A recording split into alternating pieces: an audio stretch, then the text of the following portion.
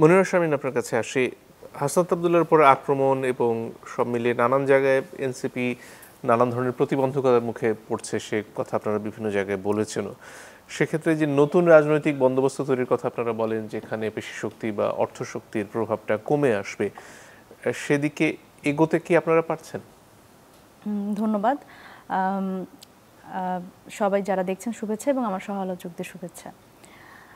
দেখুন, আমরা বারবার করেই যে নতুন রাজনৈতিক বন্দোবস্তের কথা এবং যে স্বপ্নটা অভ্যুত্থানের ভেতর থেকে এসছে, যে নতুন রাজনৈতিক বন্দোবস্ত, এবং এই অভ্যুত্থান পরবর্তী বাংলাদেশে আমরা যেই ধরনের রাজনীতি দেখতে চাই না, সেই কথাগুলোই কিন্তু অভ্যুত্থান থেকে বারবার করে এসছে। এবং বিভিন্ন, শুধুমাত্র এমন না যে অভ্যুত্থানের ভেতর থেকে, তখন সেইখানে মানে অভ্যুত্থানের সময়ে একটা মানুষ যে আসলে রাস্তায় নামেনি, সেও কিন্তু ঘরে বসে এই চিন্তাই করছে যে এবার বুঝি একটা পরিবর্তন হবে, এবং এবার বুঝি সেই পেশিশক্তি রাজনীতি আর থাকবে না। এবং অনেক মানুষ, এবং আমার মনে হয় যে এমন, আমি যদি বলি আওয়ামী লীগ, যেরকম ভাইয়া খুবই একটা গুরুত্বপূর্ণ কথা বলেছেন এবং খুবই সত্য কথা, সেটা হচ্ছে আওয়ামী লীগ একটা, শুধুমাত্র যদি একটা দল হিসেবে আমরা বলি সেটা ভুল হবে। এটা একটা কি বলবো, এটা একটা ইনস্টিটিউশন করে ফেলেছে, এবং একটা অপরাজনীতির ইনস্টিটিউশন।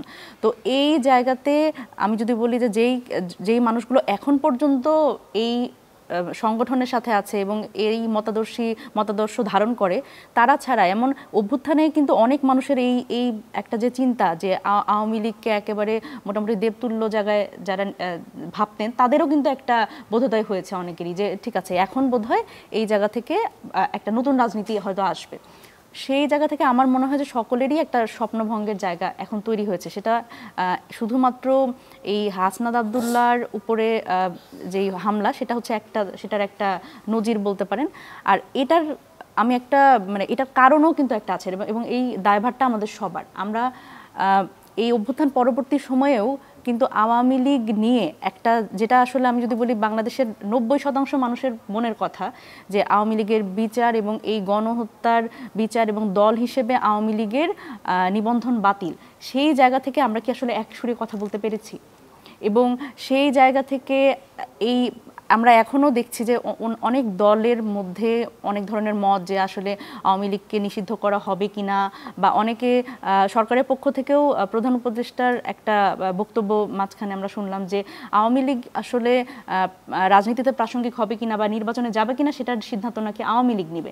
মানে এর থেকে অদ্ভুত কথা তো আসলে আমরা এই অভ্যুত্থান পরবর্তী সময়ে মানে আর শুনি নাই। এবং এই কথাগুলো কিন্তু সেই শক্তিটা আরো বাড়িয়ে দেয় এবং আমাদের কিন্তু ভালনারেবল করে তোলে। এবং যখন আপনি দেখবেন যে এই হাসনাত আবদুল্লাহর উপরে যে হামলা, এই হামলার পরে একদম ইনস্ট্যান্ট 1 ঘন্টার মধ্যে, মানে আধা ঘন্টার মধ্যে আমরা যে মিছিলটা দেখলাম, আপনি দেখবেন বাংলাদেশের 52টা জেলায়, এখন পর্যন্ত আমার কাছে যা তথ্য, 52টা জেলায় মিছিল হয়েছে ইনস্ট্যান্ট গতকাল রাতেই, এবং আজকে সারাদিনও হয়েছে, এবং আগামীকালকেও সম্ভবত হবে। সুতরাং এখানে কিন্তু দল মত নির্বিশেষে সকল মানুষ কিন্তু এই যে অপরাজনীতি, যেটা আসলে একটা অভ্যুত্থানের মধ্যে দিয়ে যার পতন হয়েছে, তার আবার মাথাচাড়া দিয়ে ওঠা, এটাকে কিন্তু কেউই স্বাভাবিকভাবে দেখছে না। এখানে একটা যুক্তি দেওয়া হয় যে জামাতকে নিষিদ্ধ করে তো আসলে জামাতের রাজনীতির ক্ষতি সরকার করতে পারেনি, বরং তারা অনেকে মতে শক্তিশালী হয়েছে। ফলে আওয়ামী লীগকে নিষিদ্ধ করলে কি আসলে তাকে দিনের শেষে শক্তিশালী করে তোলার সুযোগ তৈরি হয় কিনা, এই প্রশ্নটা অনেকে তোলে।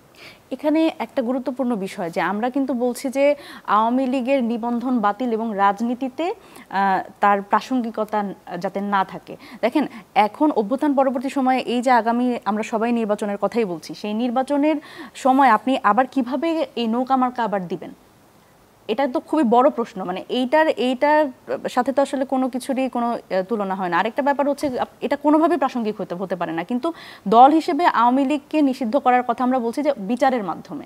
কারণ দেখেন, এই গণহত্যার যখন এই যে এখন আমরা ইন্টারন্যাশনাল ট্রাইব্যুনালে বিচার চাইছি, এবং যারাই আছে, এবং দেখেন বিচারের কথাও যদি বলি, বিচারের কথাও তো খুবই একটা ভঙ্গুর একটা অবস্থার মধ্যে দিয়ে আছে।